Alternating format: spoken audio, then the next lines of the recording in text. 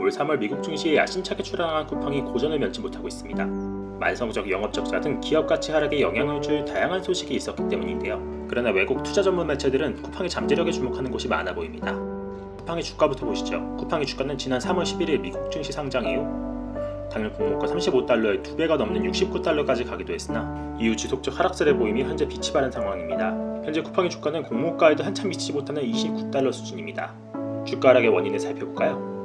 국내 시장에선 실적 부진을 큰 이유로 꼽고 있습니다. 쿠팡은 2010년 창사 이후 아직 한 번도 흑자를 낸 적이 없습니다. 쿠팡의 매출 상승세는 2017년 3분기 이후 15분기 연속 50% 이상 성장했지만 아직 흑자 전환이 되지 못하고 적자가 계속 누적되고 있죠. 지난 2분기 영업 적자가 1분기 대비 2배 가까이 늘어난 5,957억 원으로 역대 최대를 기록했어요. 지난 6월 덕평 물류센터 화재라는 예기치 못한 사고가 있긴 했지만 화재로 인한 비용을 제외하더라도 순손실이 2,581억 원이었죠.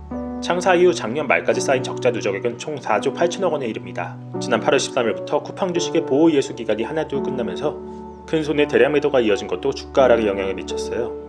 9월 14일엔 손정희 소프트뱅크 회장의 비전 펀드가 보유 주식의 9%인 5,700만 주를 약 2조 원의 매도에 화제가 되기도 했어요. 2대 주주인 옥스그린 캐피탈도 8, 9월 5,920만 주를 팔았고요. 쿠팡의 외국인 임원들도 보유하고 있던 주식을 매도했어요. 여러 언론에 따르면 이외에도 국내의 거대 플랫폼 규제 등 법적, 정치적 압박, 배달 근로자에 대한 처우 문제나 납품업체 대상 불공정 거래 논란 등 각종 사건 사고로 인해 국민 반감이 커진 점 등도 쿠팡 주가에 악재로 작용했습니다. 그런데 외국 매체 중에선 쿠팡을 한국의 아마존이라면서 쿠팡의 미래 가능성을 높이 평가하는 관측이 제법 보입니다. 적자보단 주로 매출과 고객당 매출액 등의 성장세에 주목하면서요. 해외 매체들의 분석을 보면 첫째로 주목하는 부분이 누적된 적자 때문에 매출 규모 대비 주가 수준이 낮다는 점이에요. 쿠팡의 주가 매출 비율은 작년 매출을 기준으로 계산하면 4.32 정도입니다. 아마존페이, 이베이 등 비슷한 업종의 다른 기업보다 낮죠. 투자 전문 매체 모틀리풀은 쿠팡의 주가가 저평가되어 있다며 지난 4주간 매주 1, 2회씩 쿠팡에 대한 긍정적 분석이 담긴 기사를 내놓았습니다. 지난 12일 기사에선 쿠팡은 한국을 대표하는 온라인 소매 업체임에도 3월 IPO 가격보다 4분의 1 가까이 낮은 가격에 거래되고 있다며 실패한 기업 공개는 대부분 반등하지 못하지만 쿠팡은 초기의 기대에 부응할 수 있는 모든 요소를 갖추고 있다고 했어요. 쿠팡의 미래를 밝게 보는 근거는 다양합니다. 우선 한국의 높은 인구 밀도와 도시화율에 주목합니다. 위 매체에 따르면 쿠팡 고객의 70%가 물류센터로부터 7마일 내에 거주하고 있다고 해요. 또한 15,000명 이상의 배달기사가 풀타임으로 일하고 있어서 당일 배송이나 이길 배송을 할 수 있다는 점을 강점으로 들었어요. 해당 매체는 10월 3일 기사에서 모든 배송이 당일 또는 다음날 이루어질 뿐 아니라 새벽 배송까지 가능한 쿠팡의 서비스는 이틀 안에 배송되는 아마존의 프라임 배송 서비스와 비교해도 우수하다고 평가했습니다. 시킹알파도 쿠팡에 대해 심도 있게 분석한 기사를 내놨는데요. 9월 28일 기사에선 현재 쿠팡은 세계에서 가장 성장성이 높은 전자상거래 기업 중 하나라는 딜로이트 보고서의 설명을 인용하면서 해당 보고서의 주요 내용을 소개했어요.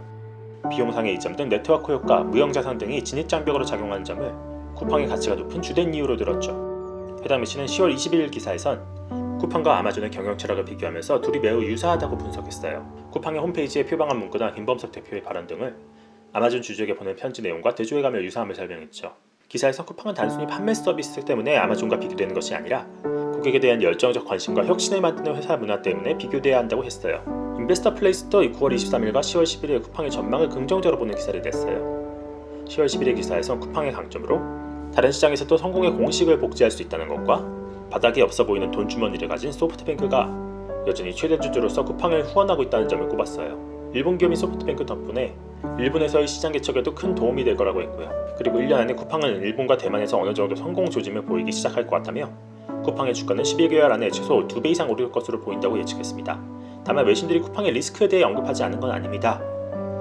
시킹알파는 9월 28일 기사에서 한국 소비자 그룹의 규모가 제한돼 있으므로 한국의 또는 전자상거래 외 분야로 사업을 확장할 수 없다며 쿠팡의 성장이 둔화될 것이라 봤습니다.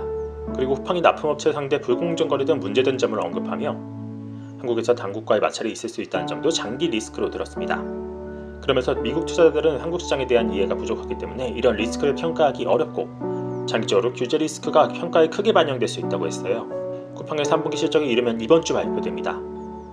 쿠팡의 주가에 대한 논란은 지금도 진행 중인데요. 외국에선 국내 분위기보다는 쿠팡의 전망을 좀 더 긍정적으로 보는 것 같습니다.